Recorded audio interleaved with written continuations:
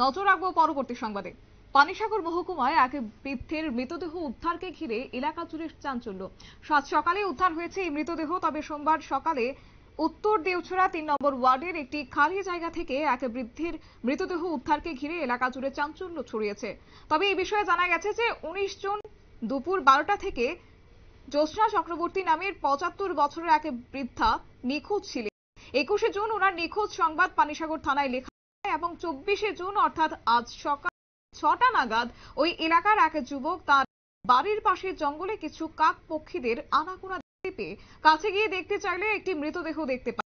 আশপাশে খবর ছড়িয়ে পড়লে ভিড় করতে থাকে লোকজন। তবে পরবর্তী সময়ে খবর দেওয়া হয় পানিসাগর এবং পানিসাগর থানার পুলিশ ঘটনাস্থলে পৌঁছে দেখেন বৃদ্ধার শরীরে একেবারেই পচে গলে নষ্ট হয়ে গেছে।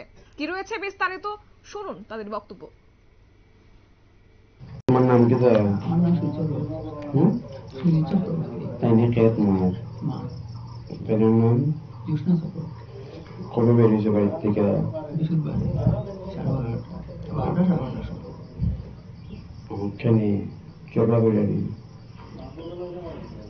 ঝগড়া না তো, এটা বয়স্ক মানুষ এমনি এমনি ওই বাড়িতে পারে।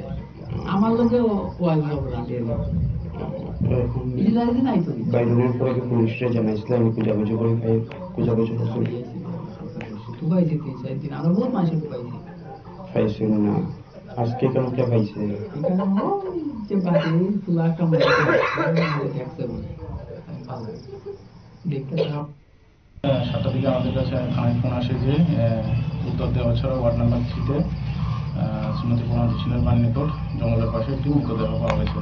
তো সেই খবর মোতাবেক আমরা ঘটনাস্থলে আসি এবং এসে একটি মৃতদেহ পাই এবং এই মৃতদেহের কাছে একজন কিছু লোক ছিল। তাদের মধ্যে একজন লোক, যার নাম হচ্ছে সুজিত চক্রবর্তী, সেই মৃতদেহটি শনাক্ত করে যে সেই মৃতদেহটি তার মায়ের এবং তার মা গত 5 দিন ধরে নিখোঁজ ছিলেন। তো এই ব্যাপারে সে কালকে পানিসাগর থানায় একটি নিখোঁজ ডায়েরি করেছিল। আপনারা শুনলেন এলাকাবাসী এবং পুলিশের বক্তব্য। তবে যদিও পরবর্তী সময়ে মৃতদেহটি তুলে আনা হয় এবং ময়নাতদন্তের জন্য পাঠানো হয়, এলাকার ডিসিএম, ডাক্তার এবং পুলিশ বাহিনীকে খবর দেওয়া হয়েছে। সেখানেই তদন্তের মাধ্যমে ৭৫ বছরের বৃদ্ধার মৃতদেহ ময়নাতদন্ত করা হবে। বৃদ্ধার ছেলে সুজিত চক্রবর্তী এই মৃতদেহ শনাক্ত করেন এবং মৃত ব্যক্তি তার মা বলে দাবি করেন। পানিসাগর থানার পুলিশ জানিয়েছে এই মহিলা মানসিকভাবে কিছুটা ভারসাম্যহীন ছিলেন, প্রায়শই নিখোঁজ হয়ে যেতেন। তবে আপাতত এখন দেখার বিষয়, ময়নাতদন্তের পর সবটাই স্পষ্ট হয়ে যাবে যে কতদিন আগের বৃদ্ধার মৃত্যু হয়েছে। নিয়ে নিচ্ছি ছোট্ট একটি বিজ্ঞাপন বিরতি, সঙ্গে থাকুন।